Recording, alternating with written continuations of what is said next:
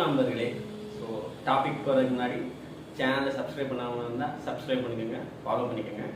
Social மீடியாவில் ஒரு நல்ல விஷயங்களை நான் படிக்கிற புக்கை பற்றி ஷேர் பண்ணுறது கண்டினியூஸாக நல்ல விஷயங்களை நீங்கள் டைமை வேஸ்ட் பண்ணாமல் சோஷியல் மீடியாவில் நல்ல விஷயங்கள் கேட்குறதுக்கு யூஸ்ஃபுல்லாக இருக்கும். சேனலை சப்ஸ்கிரைப் பண்ணிக்கோங்க.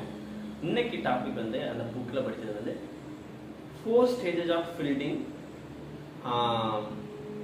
6 Sundays லைஃப். எப்படி வந்து 6 நாளும் ஞாயிற்றுக்கிழமை மாதிரி இருக்க ஒரு லைஃப்பை பில்ட் பண்ணுறது அப்படிங்கிறது 4 stages சொல்கிறாரு. அவர் என்ன சொல்கிறாருன்னா, ஃபஸ்ட்டு வந்து அவர் ஒருத்தருக்கு சொல்லிக் கொடுக்குறாரு இந்த விஷயங்களை.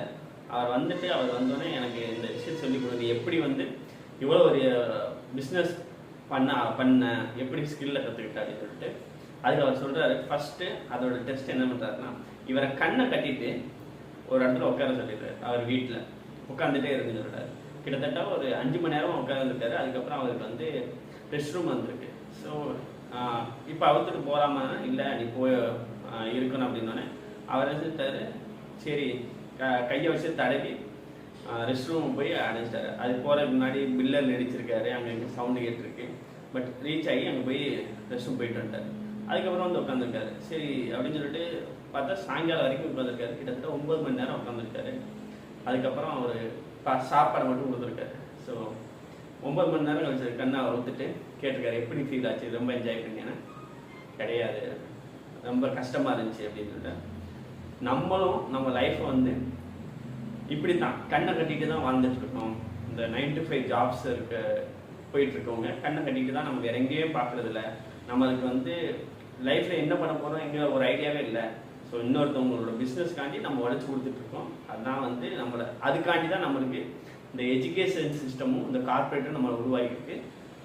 நீ அந்த கண்கட்டை அவுத்துட்டு நீ ஒரு 6 Sundays வீக் லைஃப்பை ஃபாலோ பண்ணணும்னா 4 ஸ்டேஜை நீ ஃபில் பண்ணணும். ஃபஸ்ட்டு வந்து என்ன சொல்கிறாருன்னா, கிளாரிட்டி சொல்கிறாரு. அந்த கிளாரிட்டிங்கிறது என்னன்னா, உன்னோட பர்பஸ் என்ன, நீ வந்து என்ன பண்ணணும்னு நினைக்கிற அப்படின்னு சொல்லிட்டு அந்த கிளாரிட்டி இருக்கணும் அப்படிங்கிறாரு. அதுக்கப்புறம் அந்த கிளாரிட்டி இருந்தோடனே அந்த விஷயத்தை அச்சீவ் பண்ணதுக்கு என்ன பிளான் ஸ்ட்ராட்டஜி வச்சுருக்க. ஸோ அதை அச்சீவ் பண்ணால் உனக்கு என்ன பிளான். ஃபஸ்ட்டு வந்து நீ வந்து கண்ணை கட்டியிருக்கிற, நீ சமைச்சு சாப்பிட்டோம்னா நீ எப்படி அதை ட்ரை பண்ணியிருப்ப, அதை சமைச்சிருப்ப, சாப்பிட்ருப்ப. ஸோ அது மாதிரி என்ன பிளான் வச்சுருக்க, என்ன ஸ்ட்ராட்டஜி வச்சுருக்க.